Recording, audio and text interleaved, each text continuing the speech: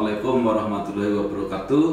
Salam sejahtera untuk kita semua. Om Swastiastu. Nama saya Bambang Sadono. Rasanya tadi ada pembagian generasi-generasi. Saya bukan generasi milenial, tapi saya generasi kolonial, gitu ya. Cuma saya sekarang disebutkan masih menjadi host ya. Saya punya kanal Inspirasi untuk Bangsa. Saya hanya merasa beruntung karena saya punya latar belakang sebagai wartawan. Jadi tahun 95 saya itu sudah ikut merancang sebuah media online sebagai bagian dari Surat Kabar Suara Merdeka di Semarang pada waktu itu. Jadi sudah sedikit-sedikit belajar. Kemudian tahun 2000 saya menyiapkan juga website untuk Harian Suara Karya. Jadi walaupun kolonial tapi punya semangat untuk belajar terus itu kira-kira. Ya inilah yang ingin saya pertama ingin saya sampaikan bahwa memasuki dunia digital ini tidak boleh berhenti belajar, apalagi generasi yang seperti saya ini, karena itu fasilitas literasi makin cakap digital ini saya kira cukup strategis ya, karena media digital ini seperti yang saya sampaikan mungkin bahan tayang saya bisa mulai ditayangkan. Oke, jadi judulnya adalah media digital madu di tangan kanan dan racun di tangan kiri. Jadi yang ingin saya sampaikan adalah bahwa media ini memang potensinya sangat luar biasa, tapi kalau salah-salah kita menggunakan, apakah kita kurang cakap ya, apakah kurang menjaga keamanan atau kurang etis, maka yang semula madu itu akan menjadi racun. Nah, saya juga tadi banyak sekali mendapat masukan dari Bu Ola Kusumasari, kemudian diteruskan oleh Bu Ita Sembiring. Nah, untuk membuktikan bahwa dunia digital ini sangat potensial dan kita tahu betapa sangat strategisnya untuk kita, dan sekaligus untuk menunjukkan bahwa saya sudah bekerja sebenarnya dengan kanal Inspirasi untuk Bangsa. Inilah wawancara saya dengan Ibu Mira Tayyiba, Sekretaris Jenderal Kementerian Kominfo. Nah, tolong videonya mungkin bisa ditayangkan. Betul Pak, yang menjadi salah satu poin kita, kenapa kita harus seriusi penggunaan digital ini, produktivitas dari penggunaan digital ini, karena ternyata ini berdasarkan survei APJI terbaru Pak, Asosiasi Penyelenggara Jasa Internet, penduduk Indonesia yang sudah terkoneksi dengan internet itu sudah 77%. Kemudian waktu yang digunakan untuk browsing di internet itu sekitar 8 jam 52 menit alias hampir 9 jam. Jadi sepertiga waktu kita dalam 24 jam digunakan untuk browsing, dan itu sebagian besar 70% lebih penduduk Indonesia melakukan hal tersebut. Jadi kalau tidak kita seriusi, artinya kita betul-betul hanya sebagai pasar. Jadi sebenarnya ini semua membuktikan bahwa inilah dunia baru yang begitu potensial, yang semua orang bisa mengakses, bisa menjadi penerima informasi, bisa menjadi pemberi informasi. Nah, dulu itu dibantu oleh media namanya. Jadi saya bekerja di koran itu untuk menyeleksi mana yang kira-kira tidak benar, tidak layak, tidak etis, itu kita seleksi. Saya kira teman-teman di televisi juga begitu, tetapi sekarang tidak. Sekarang kita harus melakukan sendiri, harus menyeleksi sendiri mana yang layak, karena ini risiko kita berhubungan dengan orang lain, bahkan tidak di lingkungan kita sendiri, mungkin di daerah-daerah yang berbeda kulturnya, bisa juga dengan di luar negeri. Maka kita sempat memberi kesan orang luar negeri bahwa kita bukan pengguna media digital yang baik. Nah, inilah yang menurut saya perlu kita perhatikan. Begitu kita berkomunikasi dengan orang lain, maka kita harus memperhatikan apa yang pantas, apa yang tidak pantas, apa yang boleh, apa yang tidak boleh. Nah, inilah beberapa hal yang mungkin menjadi kompetensi untuk menggunakan media digital.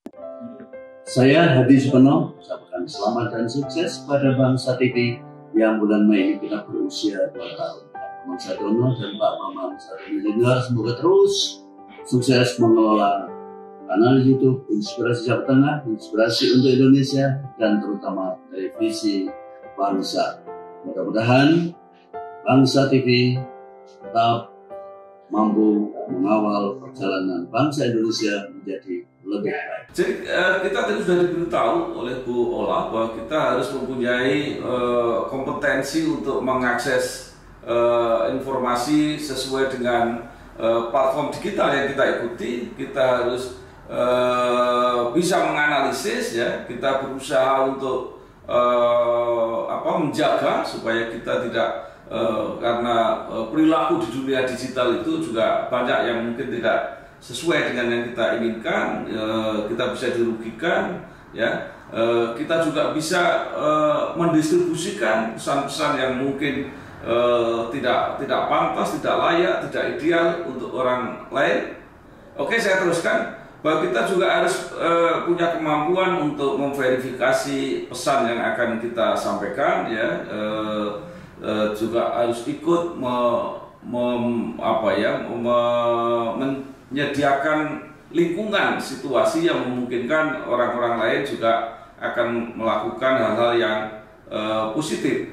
Jadi kemudian ruang lingkup etika, ya. Jadi di situ ada satu kesadaran yang diperlukan bahwa kita sadar bahwa menghadapi orang banyak, kita sadar bahwa tentu ada tujuan-tujuan tertentu yang akan kita capai, maka kita harus melakukannya dengan memperhitungkan apakah apa yang kita lakukan itu membuat orang lain yang berkomunikasi dengan kita nyaman atau tidak, cukup bisa membantu kita atau tidak, itu tergantung apa yang kita lakukan.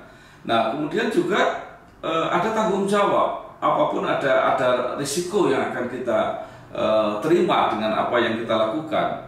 Nah, kemudian juga diperlukan supaya orang lain akan mudah untuk berkomunikasi dengan kita, diperlukan integritas.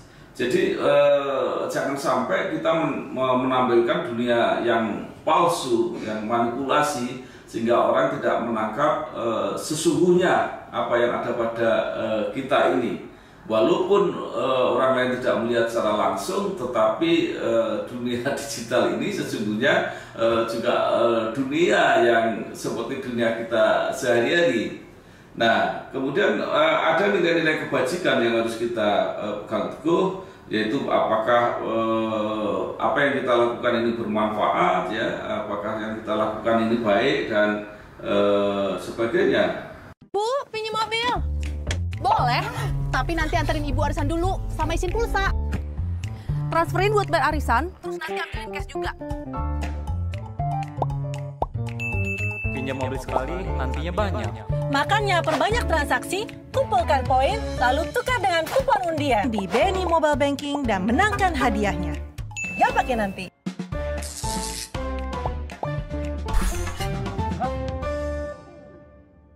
Nah, kemudian kita juga harus memperhitungkan bahwa memang media digital itu bisa digunakan terus, ya. Yang berikutnya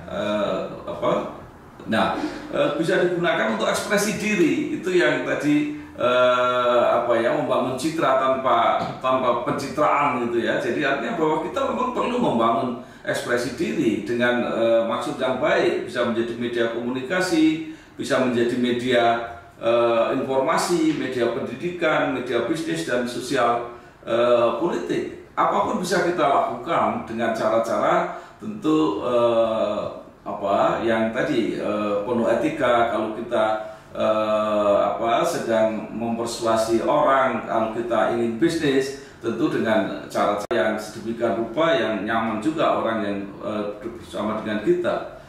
Karena kita juga sering menjumpai apa yang namanya realitas palsu di era digital ini, yang juga membuat kita harus hati-hati. Karena apa? Next, ya, tampilan, ya. Karena kita pasti tidak nyaman juga kalau kita diberi informasi-informasi yang tidak sesungguhnya, apalagi kalau digunakan dengan kesengajaan untuk melakukan suatu tindak kriminal gitu ya. Itu sekarang teknologi juga sudah memungkinkan untuk itu. Jadi misalnya memalsu pembicaraan orang ya, rekaman itu juga bisa dipalsu. Akhir-akhir ini juga beredar rekaman-rekaman yang dimanipulasi. Itu tentu bisa menimbulkan masalah. Nah, berikutnya kita lihat potensi yang besar itu bisa justru menimbulkan persoalan bagi kita kalau kita tidak gunakan dengan sebaik-baiknya. Ini misalnya media yang bisa kita akses ya dengan berbagai platform ya, tapi akhirnya karena kita salah ketika menggunakan, memberi informasi yang tidak sebenarnya, maka kita sendiri akhirnya menerima akibatnya. Saya, Sasongko Tejo, mengucapkan selamat ulang tahun yang kedua kepada Bangsa TV dan kanal YouTube Inspirasi Bangsa dan Inspirasi Jawa Tengah yang dikelola oleh Bambang Sadono, wartawan senior. Semoga sukses dan semoga mendapatkan respon atau mendapatkan tempat di hati masyarakat Jawa Tengah dan masyarakat Indonesia pada umumnya. Perlunya etika digital. Kenapa kita memerlukan etika digital? Supaya tidak menimbulkan misinformasi. Ya, jadi kita benar-benar melakukan konfirmasi, melakukan akurasi, melakukan apa saja yang diperlukan supaya yang kita kirim tidak salah. Nah, kemudian juga tidak menimbulkan mispersepsi, tidak menimbulkan orang itu menjadi salah paham karena kita tidak memberitahukan yang sesungguhnya. Misinformasi, mispersepsi akan menimbulkan miskomunikasi, sehingga tujuan komunikasi itu tidak akan tercapai. Kalau tujuan komunikasi tidak tercapai, maka yang akan terjadi adalah kontraproduksi. Jadi tidak mendapatkan hasil atau keuntungan bagi kita, justru kadang-kadang malah bisa merugikan. Nah, kalau sudah sampai di situ, itu bisa terjadi misjustisi, artinya kita bisa melanggar hukum, kita bisa menerima risiko hukum. Nah, apa akibat kalau kita tidak mengindahkan etika digital ini? Selanjutnya, konten negatif ada di sekitar kita. Ya, kita beri tiap hari informasi yang tidak akurat, itu begitu banyak ya sumbernya. Nah, kemudian ini menimbulkan perbedaan persepsi dan kepentingan. Baru beda persepsi saja kita sudah bisa bertengkar. Cuma nggak ada masalah. Kita cuma berbeda pandangan aja sudah ribut. Apalagi kalau sudah berbeda kepentingan. Karena dibalik informasi dan komunikasi itu masing-masing punya kepentingannya sendiri ya. Itu pasti akan menimbulkan persoalan. Nah, kemudian juga ada yang mengindustrikan hoax ya. Jadi hoax itu diternakkan karena punya tujuan tertentu. Ini juga masalah yang harus kita hadapi. Akhirnya menimbulkan kejahatan yang menggunakan media digital. Jadi media digital sekali lagi bisa jadi madu tapi juga bisa menjadi racun. Nah, terlebih dari itu karena teknologi ini terus berkembang, itu juga sistem sendiri belum tentu terjamin aman. Ya, sistem yang dibangun oleh lembaga, bahkan oleh lembaga negara, oleh lembaga perusahaan swasta, bahkan yang dari sumbernya teknologi ya dari beberapa negara, itu juga bisa bermasalah. Ya, suatu saat bisa kita pernah ketika platform down di beberapa platform itu kita orang sedunia menjadi bingung semua. Nah, artinya kita sudah hidup di dunia yang belum tentu terjamin aman.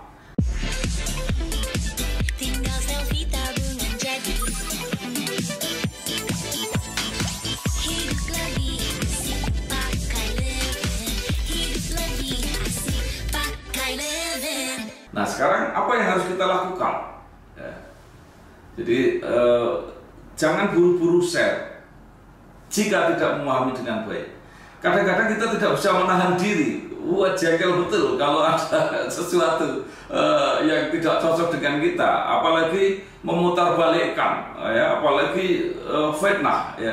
Nah, ini juga tidak boleh langsung ditanggapi karena belum tentu kita memahami secara baik apa yang dimaksudkan. Nah, karena itu harus cek informasi yang diterima, artinya semaksimal mungkin kita cek dulu kalau kita mau berkomentar atau kita ingin menanggapi atau bahkan kita ingin memproduksi sendiri konten itu.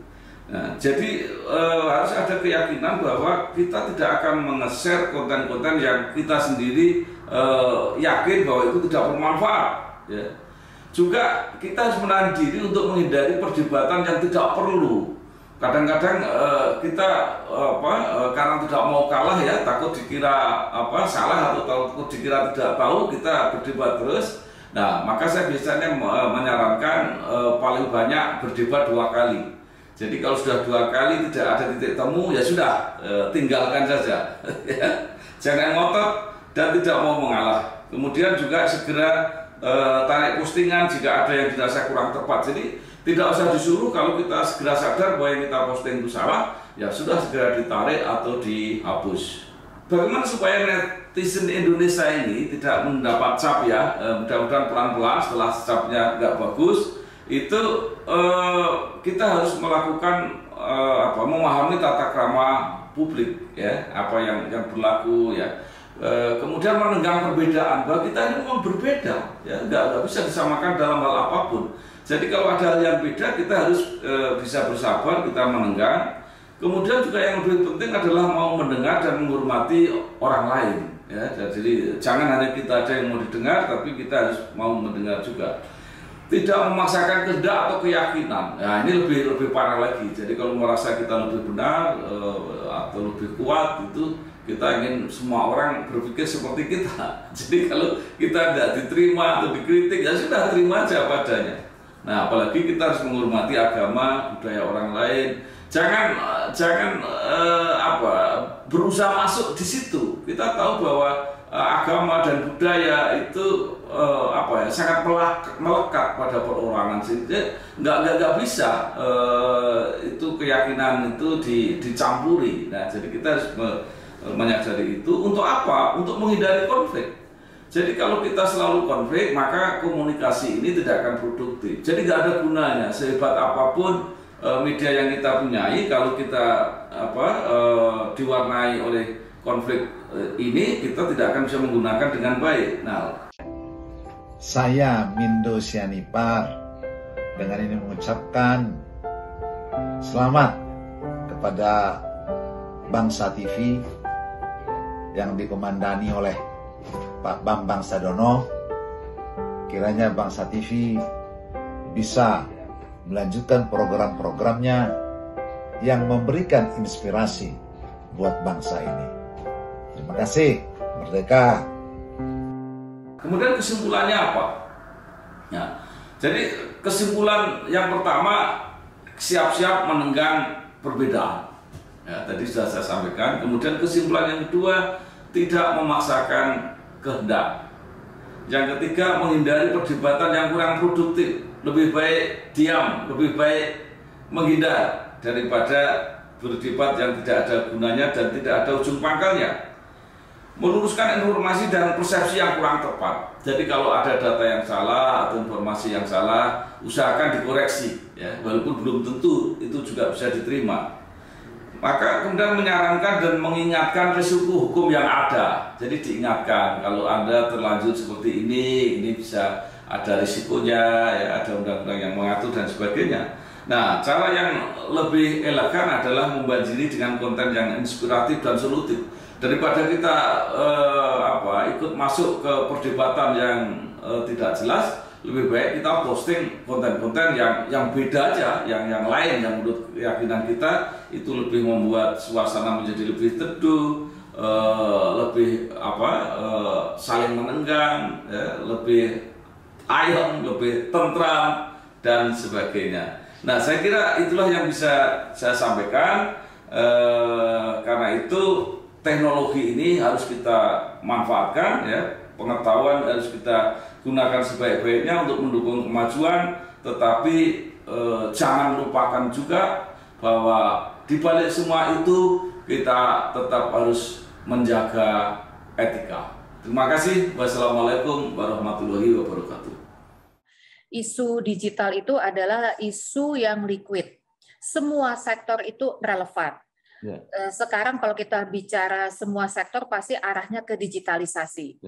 Mau sektor yang perdagangan, perindustrian juga ada 4.0, perdagangan kita sebut e-commerce, sampai ke pendidikan, kesehatan selama pandemi kita mengalami sendiri, sampai ke sektor-sektor yang sifatnya konvensional seperti pertanian.